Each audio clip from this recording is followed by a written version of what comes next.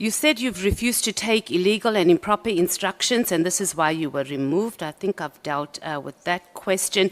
Do you think Phiyega was thrown under the bus by the same politicians who entangled themselves in the SAPS operations that resulted in the Marikana massacre? No. Before that, Honourable Member, I want to take a step back on this NEC members calling the ANC. The CIC sitting next to you there, on the issues of safety, we have met as I'm the ANC, as I'm a Minister of Police. But CIC, we have met. It would be so much irresponsible for me to say I'm not meeting the leaders when it comes. The leadership of the IFP, I've met Tlabisa as a president. I've met Holomisa as a president of UDM. And I just imagine the minister saying, I'm not meeting the politicians. That would be a hell of a minister. So because all of us, we have one minister. Otherwise we say, you have your EFF minister, you have your UDM minister, you have... So that can't be out of order when political leaders having access to ministers. It doesn't matter. If you become a minister tomorrow, I'll look at you, social welfare, and ask my 350 from you. So definitely it can't be out of order that political leaders having access to ministers. Okay, but we're not saying that it's out of order for the access, but the level of access and even the emails that are even calling for pointed action, it was quite specific. But I think we can move on from there. I agree on that. We can move Minister, that was excessive involvement, was almost like a directive. Let's talk about whether you think Phiyega was thrown under the bus by these same politicians who entangled themselves in the operations. The Marikana SAPS operations. About the operation or about the whole appointment? No, the operations during the whole He thrown himself under the bus. She threw herself? Yes. She wasn't thrown She also. threw herself under the bus. I'm saying she had a good night before when the operatives, the generals, they went to brief her how to handle the situation. And in the morning there was an announcement to say today is a D-Day, opposing all the briefings that had happened the previous night. So she was given the way out, and she opted to not to ride the bus but to go under it. So do you think she did that because she was directed by the politicians? I wouldn't know then. Okay. Why so? Okay.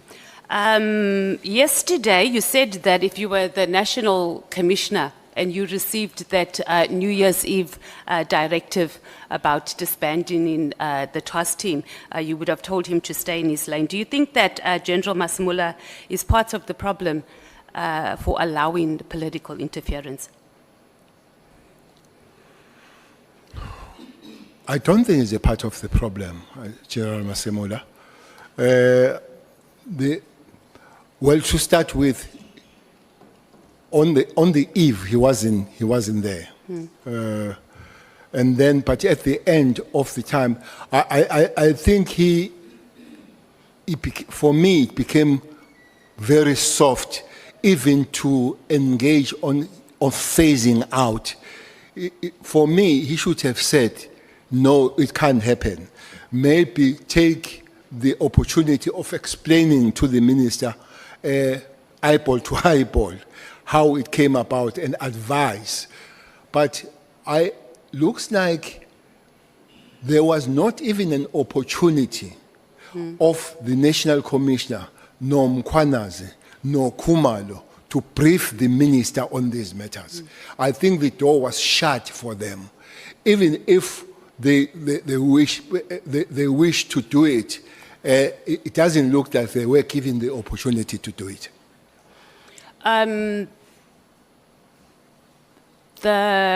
So do you think that this is a characteristic, or that he just responded softly, and as the president had, my CIC had said, he was more agreeable, or is that speaks to his character, and is that the type of character that we need as a national commissioner, who can't say to the politicians, yay, stay in your lane?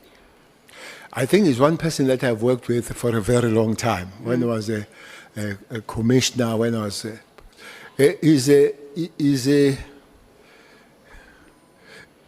Masemola is very respectful. He's something that has a lot of respect as a person, as a human being. No doubt about that.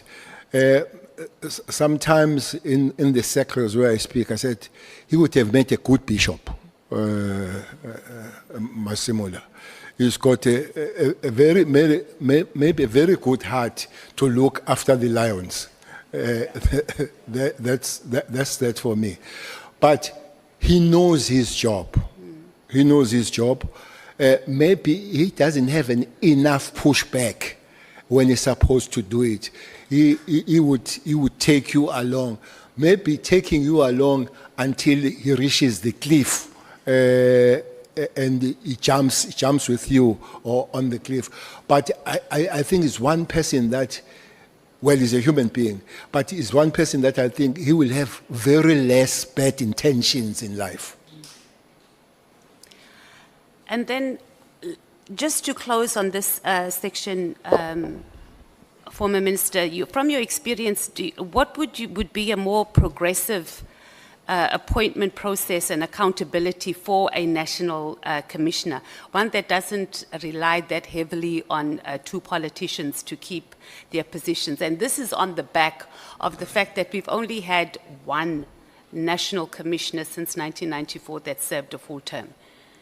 So that might be a problem. So just your take, since you've been in the space for a long time, and it's also something that as a committee we need to give recommendations and guidance on the process. You say one, you mean favors? I beg your pardon? If you say one that finishes term, you mean favors? Yeah. Served his term. You know, I always wonder which side of favors did people see as a best commissioner. Shobane died after under favors. They died after him. The mass killings of Richmond happened under favors. I remember that at one time, him and me sabambananga mawashing in Richmond, because I could see that police were not doing what they're supposed to do. Shobane, honorable member, police went door to door asking the houses of the ANC people if they had the guns, and we knew that after that was going to be a raid. And I spoke to Skuman, and on the 15th of December 95, I said to the secretary of the ANC, which happens to be Mkhunu in the province, let's go and talk with the police in Potchefstroom to say it's going to be a disaster in Shobane. And then there was a guy called Fori, who was a commander of the stability unit, who was advising the IFP what to say in the meeting when we meet.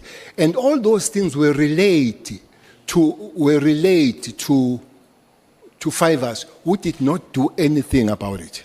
Those are the facts. This is what my understanding when people say is the best one. This one is things said I don't have facts about it. You'll know now that Favors is one of the people that have one of the best private security company. I think his big job, he works with, what is this, fast train, how train.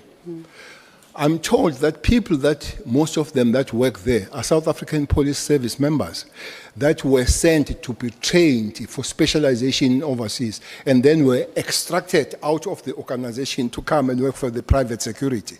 That's information I have. I have not verified it. So, for me, that he finished, it doesn't mean that he did the best job.